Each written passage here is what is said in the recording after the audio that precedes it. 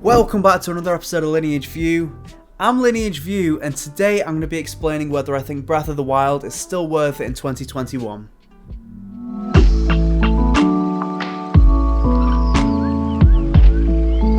So, let's talk about Breath of the Wild for a moment.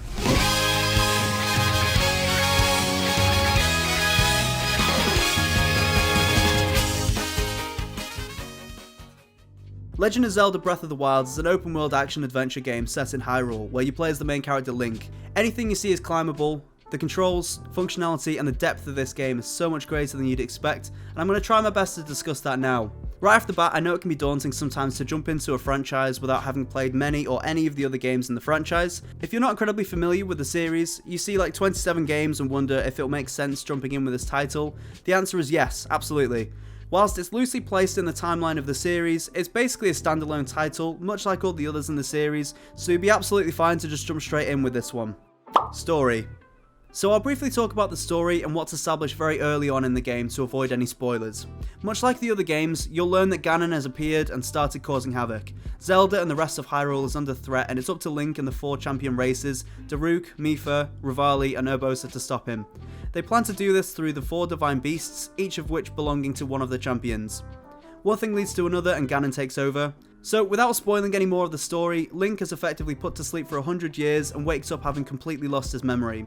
You hear a message from Zelda that she needs help and she's been held captive in Hyrule Castle, which is completely overrun by Calamity Ganon.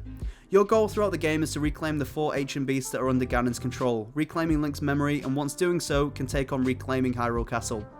Interestingly, after the tutorial region in the beginning, you're left to your own devices and given a Skyrim-esque menu with quests and side quests. You can complete each of the divine beasts in whichever order you want to, and if you don't want to do it, then you don't have to. It won't stop you from progressing through the story, and if you choose to try and storm Hyrule Castle as soon as you leave the Great Plateau, you can completely do that and there's nothing to stop you. Effectively, this is the game's way of saying, do your own thing, but to make things easier for you down the line, we recommend doing this first. I find this a really interesting way to play the game because of the lack of structure to the story. Surely that would make the game dysfunctional and confusing. Surprisingly, it doesn't at all. Being able to complete the game at your own pace in the way that you choose best felt very refreshing and different.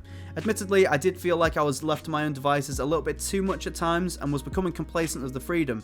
However, there is so much to do in this game that those feelings weren't incredibly frequent. Art style. The art style in this game shares similarities to Wind Waker, in the cel-shaded, cartoon-esque style. I think the art style of this game is perfect, as I've found cel-shaded games such as Borderlands franchise age much better than photorealistic games.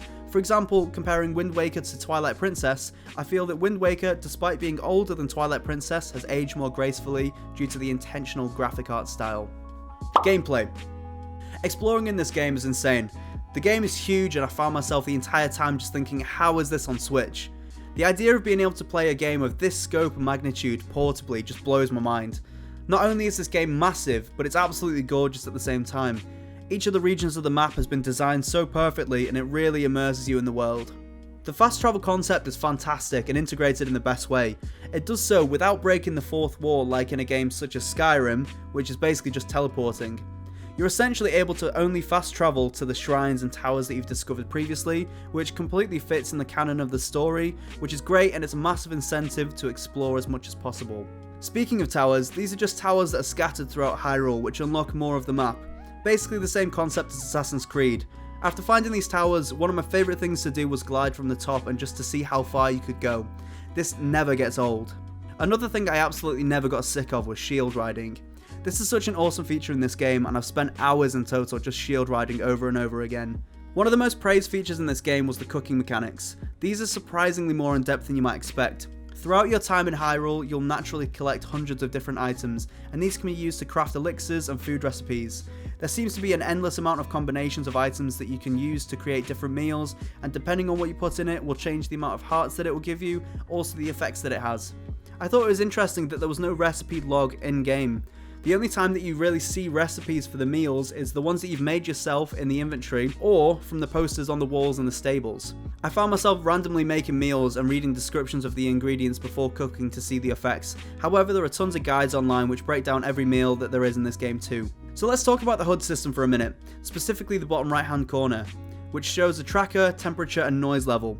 You have the option to calibrate the tracker for specific items, so if you're searching for a particular type of mushroom, you can set the tracker to start to activate when you're in close proximity of this particular mushroom. So for the most part, I left it on the shrine tracker, as it's essentially using a hot and cold system that beeps faster when you're closer to the shrine. This is a really interesting feature to have in the game, but sometimes it's infuriating as it's not clear exactly which direction the shrine is in. So I found that the temperature tracker is a really cool feature in the game, but it's also equally just as annoying. This is because the world is divided into different regions with varying weather conditions, such as snow, desert heat, volcanic heat, and neutral woodland temperatures. So you really need to consider the outfit that you're wearing before entering these locations, and if you don't have the right outfit, then to have at least the elixirs to be able to survive in these climates.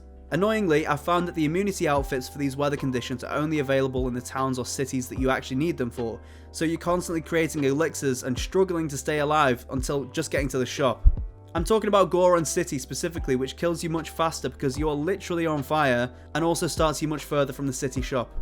Lastly is the noise level. This on surface level is a really nice and responsive feature to have in the game. However, the stealth features in this game are basically non-existent. There are several points throughout the game that you are very dependent on stealth, otherwise it results in having to fight an incredible amount of enemies if you're caught. No matter how hard I've tried, I found that the AI would always detect me even if I'm not moving at all, even if I'm completely out of sight. Perhaps this was something that I was doing wrong, but it wasn't obvious and it essentially made this aspect of the game useless for me.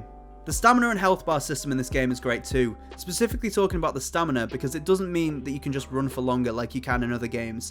Having higher stamina also means that you can climb for longer, which allows you to get to regions that you couldn't before. Puzzles. It should be noted that I'm definitely not a puzzle guy, and often I'm put off by games having too many puzzles, because I find that they get in the way of the story and action. However, in this game, almost all of the puzzles were completely optional or in the form of trials.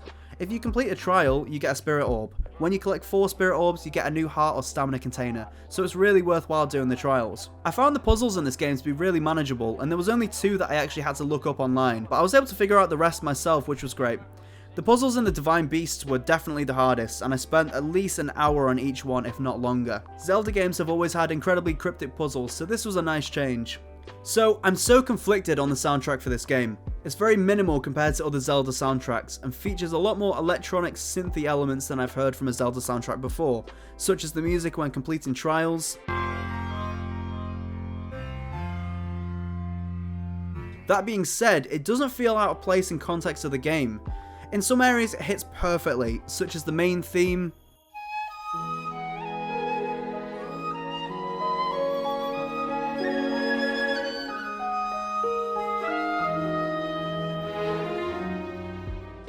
the Sheikah Tower music,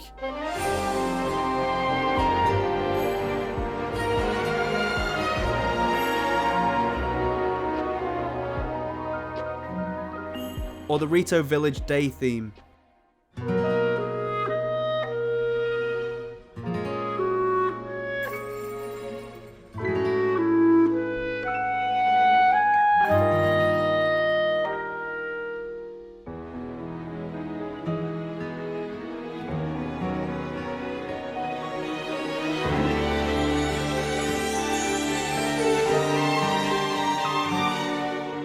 The music in other areas is so minimal without formulaic structure that it could easily belong on a John Cage album. Songs like Field Night, where there's huge gaps of silence and random piano chords scattered about and eerie percussive sounds.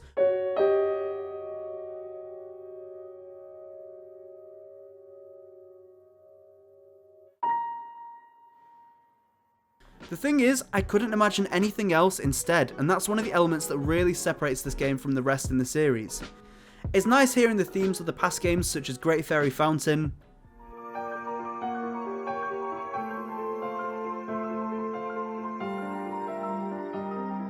and the homage to the fanfare sound.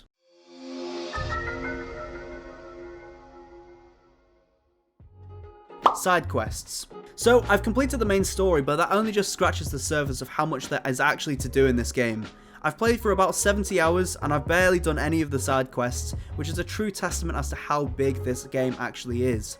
So whilst I think this is a fantastic game, I don't think it's without flaws, so I'm going to cover some of the things that I thought could have been done better in this game. So as previously mentioned, stealth is a big issue in this game. Even when using stealth elixirs, it doesn't seem to stop you from being spotted. Another thing is weapons breaking way too easily. This can be seen as a positive or negative depending on how you view it, but the weapons break incredibly easily in this game. Personally, in a game like Skyrim, I prefer when you find a great weapon to be able to keep the weapon until you find something better. It's another feature to show how you're progressing in the game. In Breath of the Wild, it doesn't matter how far you are into the game, your weapons will continue to break just as easily. The only exception to this is the Master Sword, however it needs to power down and recharge for 10 minutes when used for a certain amount of time. This is difficult because you can be 70 hours into the game and get into a difficult battle, lose all of your weapons and suddenly find yourself only having sticks that deal 2 damage hit points. I've also found that the frame rate can quite significantly drop when there are multiple enemies on screen or there are explosions that occur, which is to be expected on a game this massive on Switch, but I thought it was worth mentioning. Sometimes it can happen when travelling to different areas too quickly as well. Whilst Breath of the Wild isn't officially considered to be an RPG, it has almost every feature except for a leveling up system, so I think it basically classes as one. I think that a leveling up system could be really beneficial to this game. The problem with having no leveling up system is that there's no incentive to fight enemies other than for resources. I find that it's easier to run because often you'll fight enemies and break multiple weapons for a chest to open up for it to just be 50 rupees rather than anything of a better value. This kills the incentive to fight enemies because you're worse off than before and there's no downside to running. Also, I feel like being able to fast travel anywhere at any time, except for when in trials, is a poor idea as this defeats the element of challenge throughout the game. For example, when facing a Lionel in the game, if you're getting beaten and you're about to die, you're easily able to fast travel away to avoid getting killed. This can also take away the element of challenge within the game itself. So overall this game is fantastic and I would recommend it to anyone looking to pick up a new game in 2021. It doesn't matter if you've ever played a Zelda game before, you don't have to enjoy this game. Anyway guys, thank you so much for watching and I really hope you enjoyed.